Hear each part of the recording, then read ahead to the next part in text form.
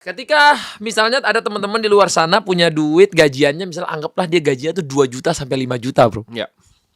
Kira-kira bisnis apa yang dia bisa lakukan? Gini, bisnis tuh sangat sulit ya. Maksudnya apa? Banyak yang bisnis tuh lebih banyak nggak berhasil dibanding orang yang bekerja. Jadi saya nggak saranin semua orang tuh jadi pebisnis. Oke, jadi saran Bro nggak semua orang Nggak harus jadi pebisnis. Saran saya pertama mungkin tergantung bidangnya. Ini mungkin karena media biar gampang kita contohin media ya. Misalnya videografer gitu kan gaji segitu. Saya bakal invest beli kelas tentang videografi pasti. Oke. Biar bisa gajinya gimana caranya jadi 8,5 nih. Oh, 10. jadi meningkatkan kualitas diri. Betul, kalau misalnya invest saham kan susah double. Tapi kalau dia invest diri sendiri double tuh gampang. Invest diri sendiri kali 5 juga gampang. Videografer yang misalnya tadinya cuma bisa pakai kamera Sony, bisa operasin ARRI, naik kan? Naik. Gitu.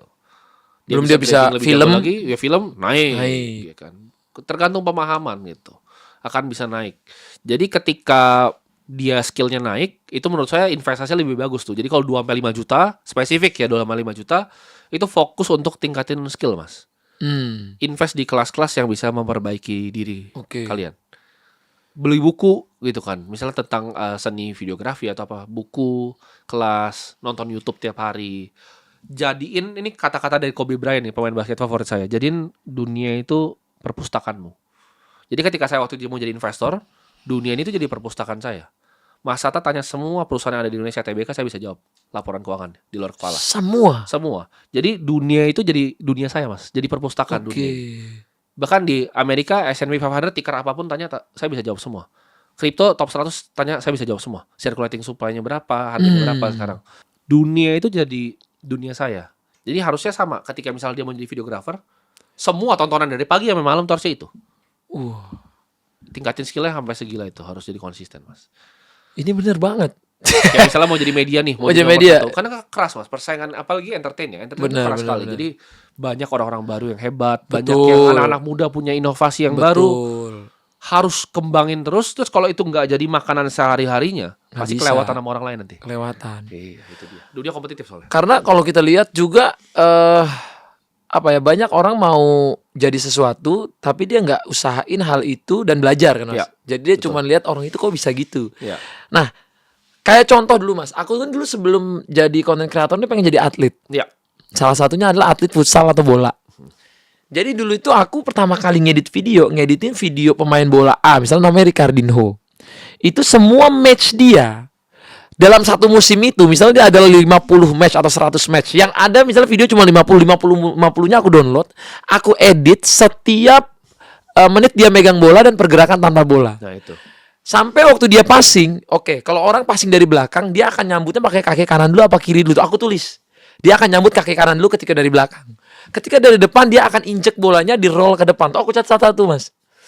Jadi pada saat itu aku main tarkam, Mas. Aku latihan fisik dan lain-lain. Itu kepake, Mas. Makanya aku waktu sekarang orang bilang, ini artis kok main bola lumayan bagus.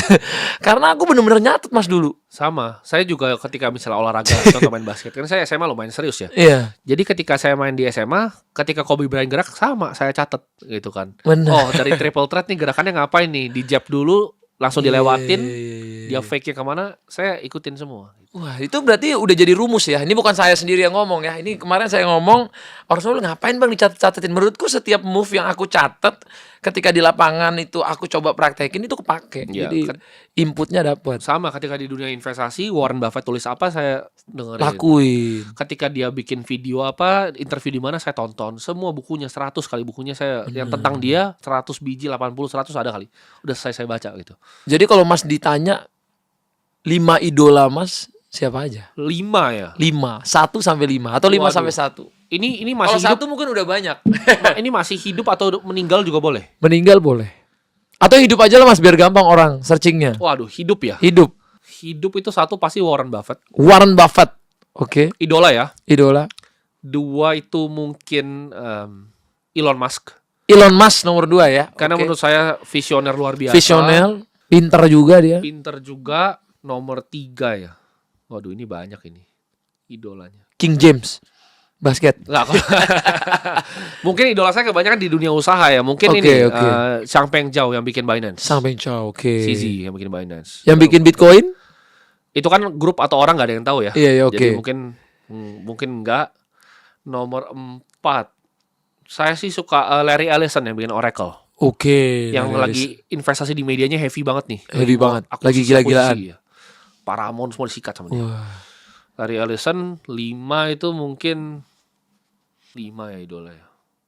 Idola saya nggak banyak. Dari Indonesia nggak ada berarti? B.J. Habibie mungkin? Indonesia ya. Mungkin terakhir orang Indonesia gitu Yang kan. masih hidup mungkin Pak AS ya, Anthony Salim ya. Anthony Salim. Ya, menurut saya bisnismen Dahsyat. nomor Top, 1. itu top. Real nomor 1 itu. Wah, seru banget nih pembahasan dan pembicaraan hari ini. Tapi ada satu yang gue lupa nanya.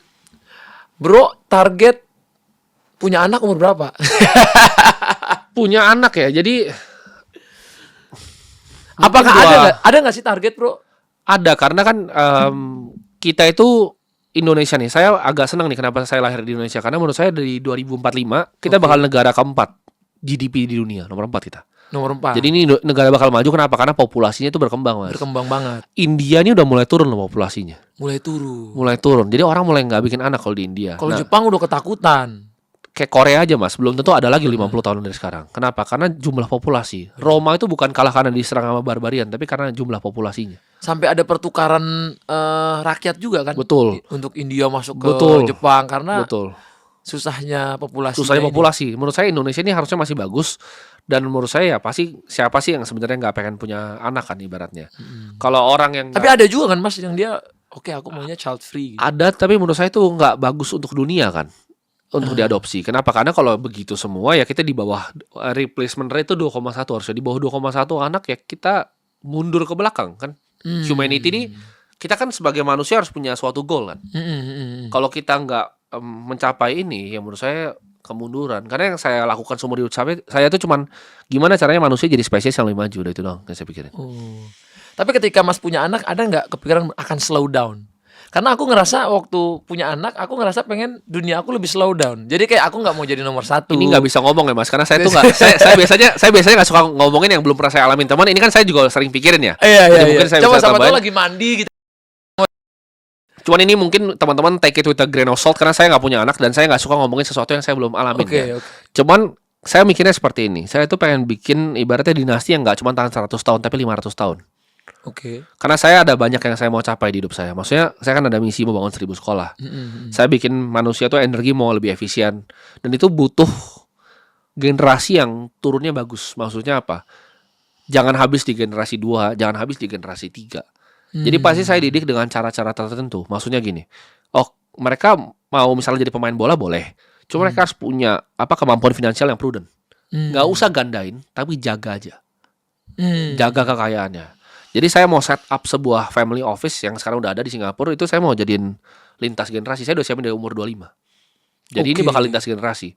Karena saya yakin uang yang saya bikin dengan kemampuan saya itu nggak akan cuma 30-40 triliun pas saya mati. Mungkin bisa ratusan. Sampai kalau dikasih Tuhan ya ribuan gitu. Saya pengen turunin tuh nanti. Jadi ketika saya udah mati pun sekolahnya masih bisa dibangun terus, Mas. Dengan fund tadi itu sekolah bisa dibangun. Saya pengen bikin ya ibaratnya kalau negara kan punya danantara ya. Saya pengen punya danantaranya saya sendiri pribadi gitu. Itu targetnya. Timothy Nantara. Siapa tahu kan? Iya. Saya pengen punya dana abadi yang sampai saya mati pun dana itu bisa dipakai untuk masyarakat banyak. Oke, jadi anak-anak Mas ini harus bisa melanjutkan lah. Iya, jadi dididik secara finansial. Kalau tadi pikiran yang mandi-mandi saya sebenarnya ada nih, saya nggak pernah share ya. Cuman saya pikir gini. Jadi ketika misalnya dia dari SMP udah saya kasih uang jajan yang lebih banyak dibanding seharusnya. Cuman uang jajan itu harus dipakai untuk berinvestasi untuk dia kuliah. Jadi kalau dia gagal, lu nggak usah kuliah. Kalau lebih, lu mau beli Ferrari, mau beli apapun silakan. Oh, jadi bro kasih duit jajan? Ya, yang lebih dari seharusnya. Yang lebih dari seharusnya. Tapi itu harus yang lebihnya itu harus diinvestasikan.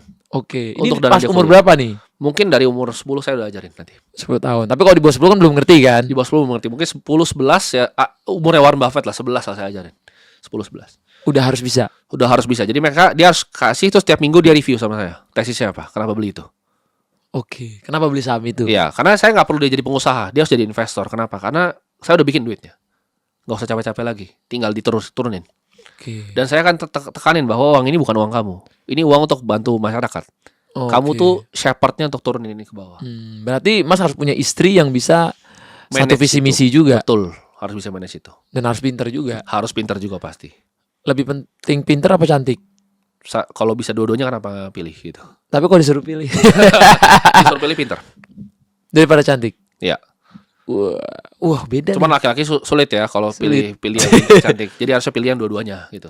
Ya, itu goalsnya. Iya. Tapi kan pasti setiap perempuan ada plus minusnya. Tapi emang Iya. ada yang bisa dua-duanya. Ada jarang dan ya. Berarti udah dapat dong. Sekarang sih sudah. Wah. Berarti yang di berita-berita benar ya. Waduh.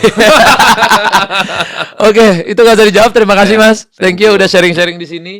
Nanti kita ada juga di podcastnya Mas Timothy. Aku nggak tahu bakal nanya apa, tapi overall sharing di sini semoga jadi daging buat teman-teman di luar sana. All the best Mas buat semua usahanya dan buat hubungannya. Semoga jadi hubungan yang makin bikin kaya raya dan sukses dan bermanfaat banyak orang. Thank you. Thank you.